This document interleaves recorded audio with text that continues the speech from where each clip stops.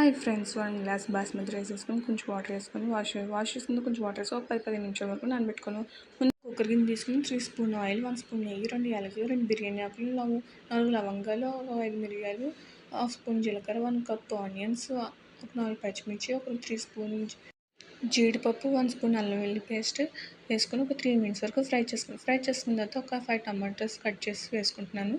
ఒక 5 నిమిషాల వరకు ఫ్రై చేసుకున్న తర్వాత 1 స్పూన్ సాల్ట్, 1 స్పూన్ కారం, 1 స్పూన్ గరం మసాలా వేసుకొని ఒక 2 మినిట్స్ వరకు ఫ్రై చేసుకోవాలి.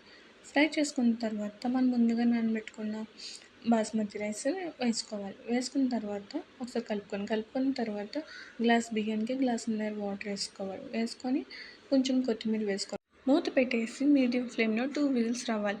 2 విజిల్స్ వచ్చాక మూత తీసేసి ఒకసారి కలుపుకున్న తర్వాత సర్వింగ్ బౌల్ తీసుకొని సర్వ్ చేసి టమాటా రైస్ రెడీ.